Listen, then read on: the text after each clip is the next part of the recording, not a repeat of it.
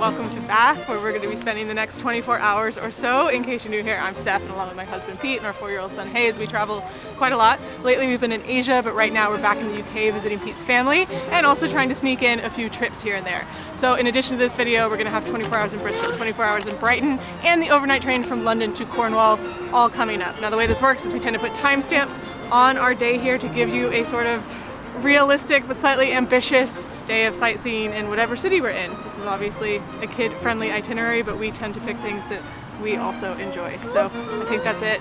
Should we get started? Let's explore Bath.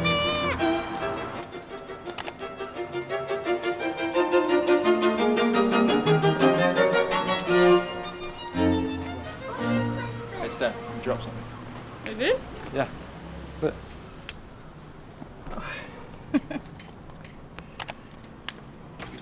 So it's about 11 o'clock. We actually arrived about an hour ago.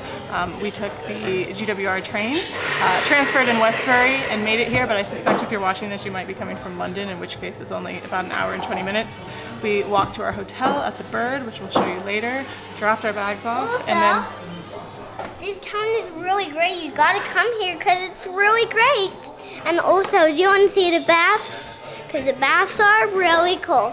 And also, we're at a coffee shop, and it's also, we're gonna get some cake. Switch to mommy. Anyway, this is Kelowna and Smalls. I got really off track with Hayes' thing. It was actually awarded the best coffee shop in Europe in 2016. I don't know anything about coffee, and my personal stance on that is that ignorance is bliss. I'm happy to keep it that way. This is delicious, but for our American followers, why don't we have flapjacks? What is a flapjack? It's just like it's like if a granola bar were like more desserty, like more buttery. Sorry. And this one's gingerbread. Where's the cake? I was just telling Pete's mom that we've been in the UK about 2 weeks now, and I haven't yet had a flapjack, which is usually one of my first purchases. That one is worth the wait. I was looking at where to go, and I think I was on Reddit or something, and someone mentioned that this wasn't like the most kid-friendly of the coffee shops. And I beg to differ because we wanted to get Hayes a hot cocoa, and he offered us like a small coffee size or an espresso size, which I've never seen ever, and it's so smart.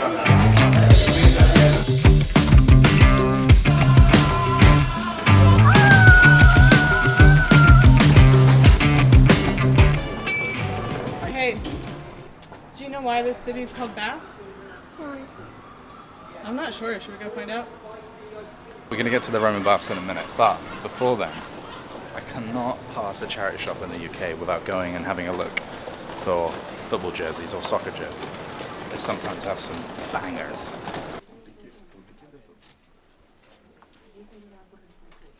A lot of polos. I think it used to be better like 15 years ago when I was younger. We're never gonna get there. Come on. There's another one. Come on, just 2 seconds. 2 seconds. Pete. No. No.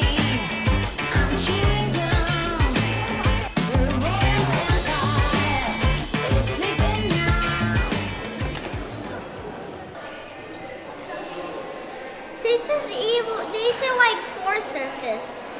It opened in 1897. He's not wrong. We made it to the Roman baths, which are from 1897. That's all I can tell you right about now. But we've all got our audio guides, and Hayes has a little like scavenger hunt thing, which is really great for kids. That's for me. And we've got our own personal tour guide right here. We need to find audio guides in every future museum that we go to. Like, he's loving this. It's quite incredible. It's truly win-win. He's occupied and we're actually getting some information. It's great.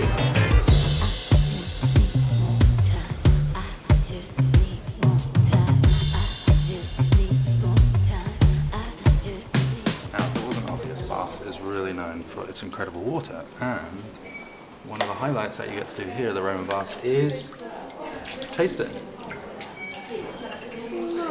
What does it taste like? nothing. I mean, it's good. It's good. Bit tanny. What? Very well done. Wow. Very well done. Yeah. Oh. There you go.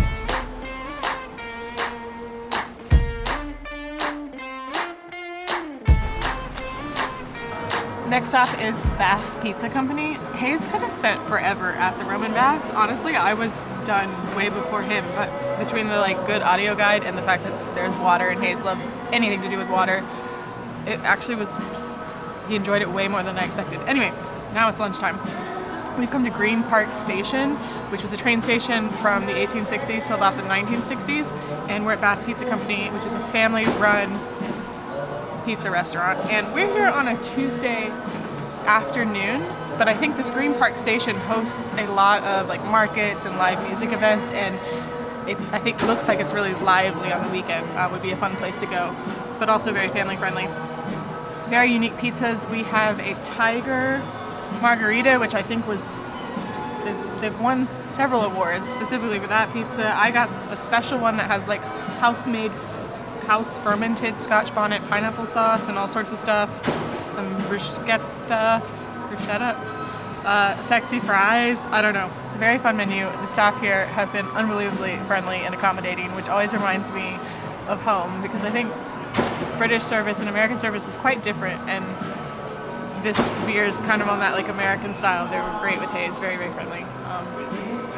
I snuck a bite of this while Hayes and Pete were in the bathroom, and it's delicious. The crust in particular is kind of what I consider to be perfect. We'll see what Pete thinks live on camera. Alright, this is their legendary pizza. And then can we do meat? Oh, it's good. I love the pesto drizzle on it. Oh, it's super thin, crusty. This is great. He put something in the middle of the crust too, like a sauce, before it went in the oven. Oh. I have half pepperoni, half cheese, as you can see. And so I sometimes take off the wheat because I don't like the wheat. And that's it actually.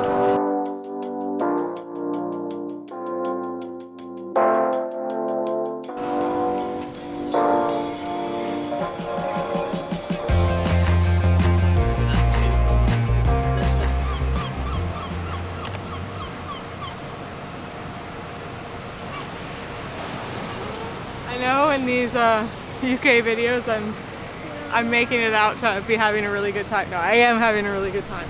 However, it's June 4th. It's June 4th. It's cold. And it's a little bit wet. We couldn't avoid it for forever. It's charming and lovely and wonderful.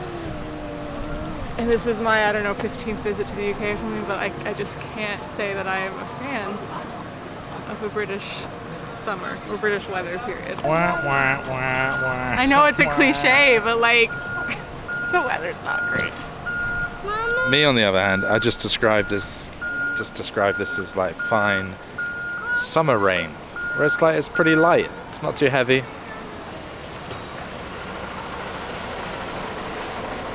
How are you, young man? What's your name? Can you say hey? He's gone all shy. This is pretty cool. Are you sure you want to sit on the one that you I think maybe we're gonna sit under the cover. And so what's the best activity to do in the rain in Bath, you say? An open air bus tour, of course. Now I'm gonna be honest, this is not normally the kind of activity we tend to choose. However, leading up to our trip, Hayes randomly started talking about the double-decker buses in Paris, and we told him that actually those are in London and he's been on them many times or whatever, and he insisted that he wanted to go to Paris to go on a double-decker bus. So he has since been on some double-decker buses in Exeter where we've been staying, but we thought he would quite enjoy these actual sightseeing double-decker buses that we've never been on, I don't think. And because it's hop on, hop off, our original plan was actually to take it to the American Museum and hop off. I think there's a playground there. Oh, thank you. But I think because of the rain, we're going to actually just do the full loop, which is great. So we've got somebody telling us about stuff.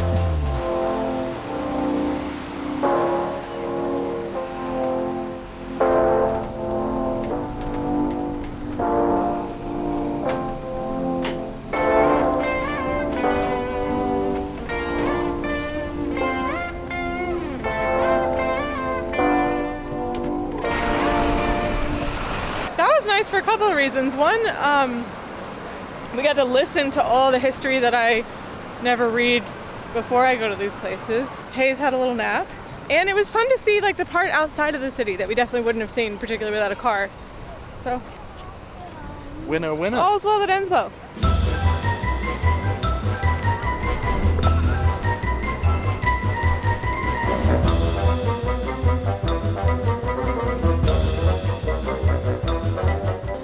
I'm excited about this one because they just recently opened an exhibit from Mr. Doodle, who I've seen on Instagram. I didn't know he was British, but evidently, well, once I get over the shock that he was born in 1994, he went to University of Bristol, so nearby, for illustration.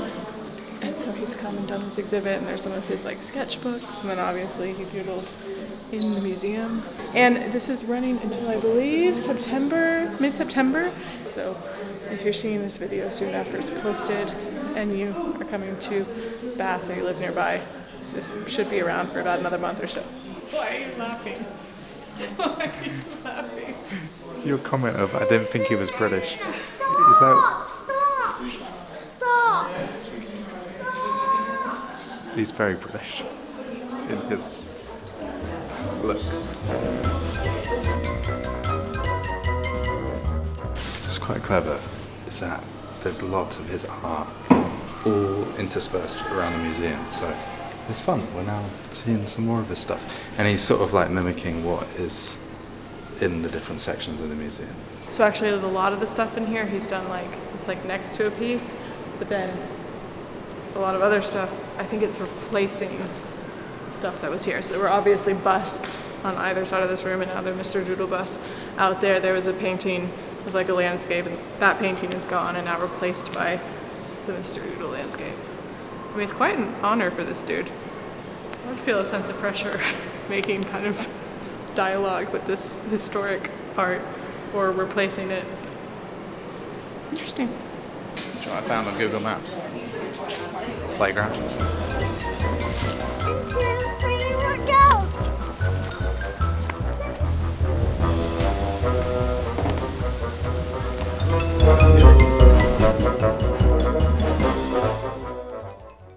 I think I was filming when we went down to dinner, but now it's after dinner. We didn't travel far. We stayed in the hotel because they have a lovely restaurant. However, it was so lovely that it was very quiet, and I didn't want to disturb anybody by yapping about our meal.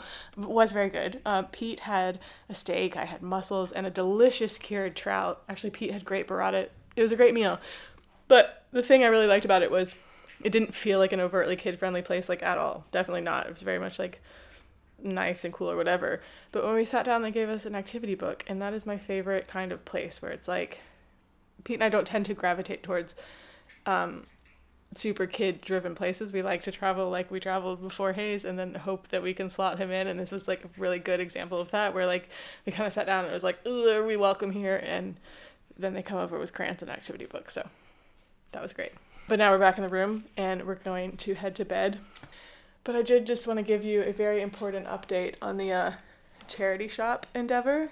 We did not get any football jerseys, but we did get a Where's Wally book. Wally is what we call Waldo. And another book, which reminded me, we've gotten a few DMs recently of like what to, on Instagram, on what to like travel with a kid or people traveling with a kid for the first time. And I always like totally freeze and blank and have absolutely no advice.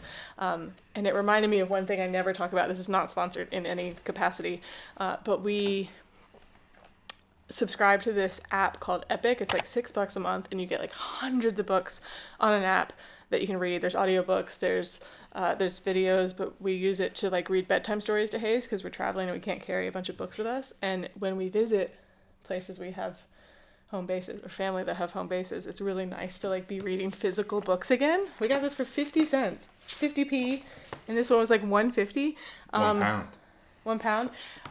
All this to say, it's great to have real books, but one of my biggest tips is the Epic book app. Maybe it doesn't make sense if you're not traveling all the time. And then... Did I mention we both had mezcal cocktails too? But then what you could do... Those were really good. I just had something come to me. Is that at the end of your trip, if we don't want to bring these back or continue traveling with them, we can just go and donate them back to a charity shop. That's the point. And then when the next person wanders in looking for football jerseys, Yeah, at least what? their conservation players will be, where's Wally?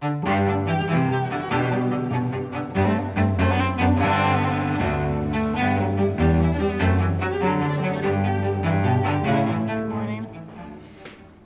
It's 8:51, so it's not quite 24 hours. So I think we might be able to sneak in another visit to the playground. But we're having a lovely breakfast. And the clock's ticking. So we'll see you when it's closer to the 24-hour mark. Mommy, Mm-hmm. can we go to the playground today? I think so. I think we have time.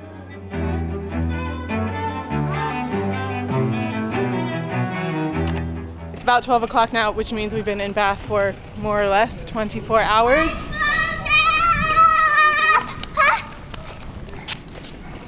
So while our Bath video is over, our UK series is just beginning. We're on our way to Bristol now on the train. We'll have a video from there. We'll also have a 24 hours in Brighton, as well as overnight on the GWR train from London to Cornwall. So thanks for watching this one, and stay tuned for those. And also a big thank you to Visit Bath for helping to support this video. Welcome to my room tour. Come on in. So we're going to do this room tour now, and this is like a first impression because before we make a mess of it, we wanted to show you around. We're staying at the Bird in Bath, the Bird Bath. It's a great name for a hotel. It's in an amazing old listed building. It's a boutique hotel. Kind of do things a little bit differently here. The art and things are a little bit more quirky, interesting. And then the rest of the hotel is really fun. So. We're in one of their family rooms and comes with a great little bathroom, all that you need there. You got a massive king bed for us, which we're very excited about. Sofa bed for Hayes. They also provide this little complimentary welcome bag for kids, which Hayes has already been going through. And yeah, I mean, it's a great room, very, very comfortable. We're looking forward to our stay here.